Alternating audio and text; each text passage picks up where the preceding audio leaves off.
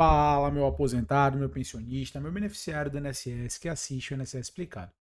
Meu nome é Luan e no vídeo de hoje a gente vai trazer um panorama geral do contexto prático de atuação da revisão da vida toda. O que aconteceu? A gente tem chance ainda? Tá faltando o quê? A marcação do julgamento, ela é mera formalidade ou ainda existe possibilidade de a gente ganhar a revisão da vida toda? Hoje você vai entender 5 motivos que vão nortear o julgamento da revisão da vida toda e que podem gerar, sim, um grande avanço nas questões da revisão da vida toda. Então, vamos lá, sem mais delongas, falar sobre o primeiro que está na tela. Argumento muito válido depois dos golpes gerados pela TI, que fala aí sobre o chutômetro dito pelo Lupe em relação aos 480 bi que a revisão da vida toda geraria de custo.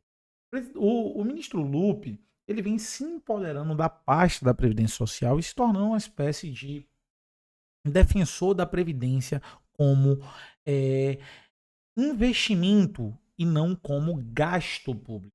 Como investimento público, como maneiras de tirar os aposentados e os pensionistas do sistema de saúde, como tirar o aposentado e o pensionista dos benefícios governamentais assistencialistas do governo, tudo isso empoderando aí o aposentado e o pensionista.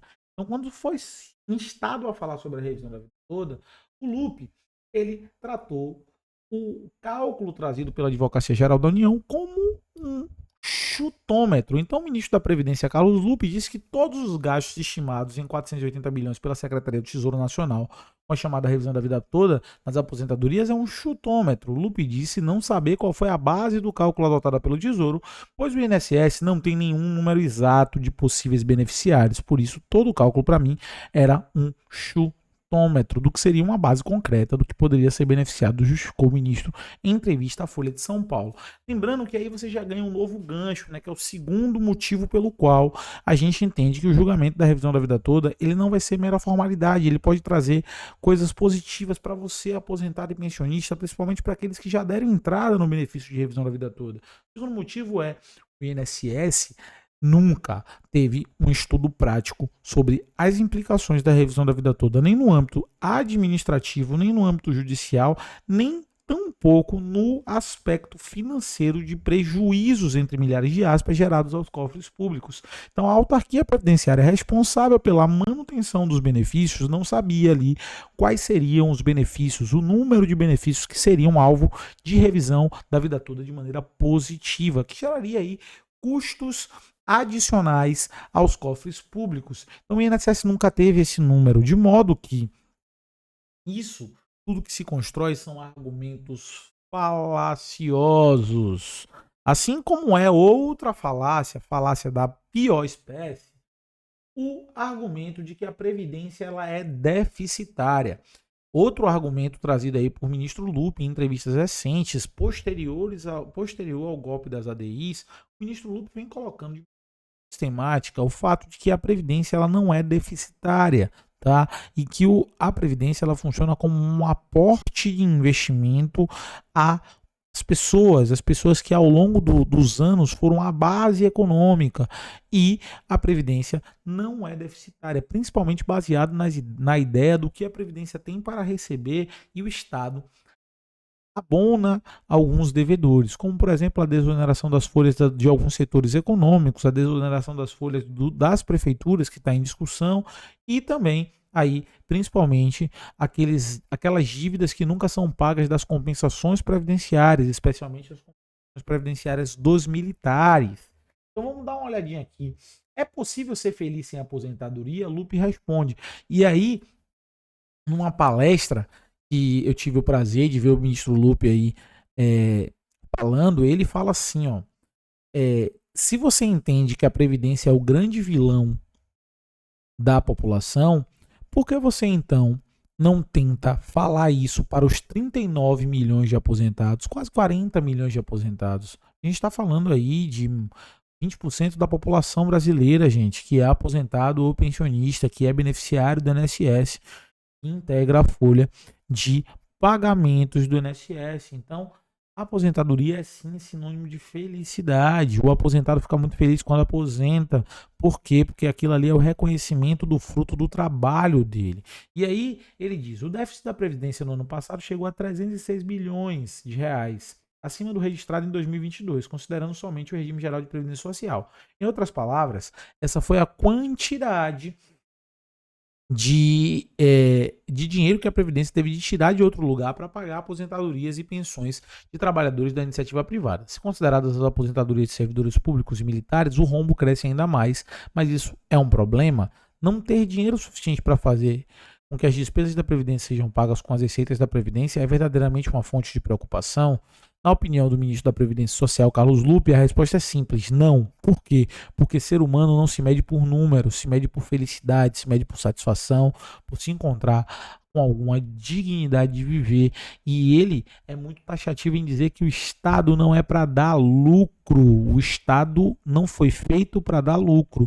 E por isso é importante a gente entender o discurso do ministro Lupe, principalmente baseado na ideia de que existem outras reservas de de financiamento da Previdência Social que não estão sendo devidamente exploradas, tá? E o que a gente tem visto é cada vez mais movimentos devido às pressões exercidas pela Previdência de setores que antigamente não eram onerados, inclusive setores abastados, ou seja, com muito recurso financeiro que não era onerado, tendo que passar por essa parte de financiar a Previdência novamente, né? Que é, por exemplo, a questão da desoneração das folhas. Tá? E aí a gente vem para o terceiro motivo e argumento muito sólido a ser utilizado aí nas ações no julgamento dos embargos de declaração da ação da revisão da vida toda, que é o número real de ações, né? Disseram aí que tinham-se muitas ações e o CNJ emitiu aí um parecer dizendo que tinha só 71.800 ações em discussão neste tema no Brasil, ou seja, a revisão da vida toda ela só tem 71.800 processos. E essa notícia aqui é de 23/3/2024. Lembrando que outro documento anterior falava assim, em 102 mil processos, mas alguns que foram aí desistidos ou até mesmo foram extintos sem resolução de mérito já trazem esse número para 1.000. Então, assim, gente, é muito falacioso o argumento de que a revisão da vida toda geraria rombos absurdos no valor na ordem de 480 milhões. Isso não tem nenhum tipo de fundamento, tá? E você também tem aí, lembrando que utilizando um número mais abastado, ou seja, muito mais ações, 170 mil ações, dá para sair um parecer do Amicus Curiae, que está defendendo aí a posição dos aposentados e pensionistas, dizendo qual seria o impacto financeiro efetivo se houvesse 170 mil ações. E isso vai ser distribuído aí nos gabinetes dos ministros. Então, esteja certo de que todos esses argumentos estarão em pauta para fomentar, principalmente o ministro Alexandre de Moraes, que é relator da ação e que é favorável ao contexto da revisão da vida toda, a se munir para principalmente preservar o direito daquele aposentado e pensionista que já deu entrada na revisão da vida toda. Então eu sou muito crente de que esse julgamento dos embargos de declaração ele não é um julgamento só pro forma e que a ADI aí ela não é mera essa ADI que foi um golpe, ela não é a mera pá de cal da revisão da vida toda. A gente ainda tem muita água rolando por debaixo desse viaduto e a gente pode sim ter vitórias positivas no que tange a revisão da vida toda. Esse é o vídeo de hoje. Queria agradecer você pela sua paciência, pela sua audiência. Agradeço esse novo envolvimento com o crescimento do canal e eu te espero no próximo vídeo. Estarei aqui com vocês. Meu nome é Luan e eu agradeço demais a você.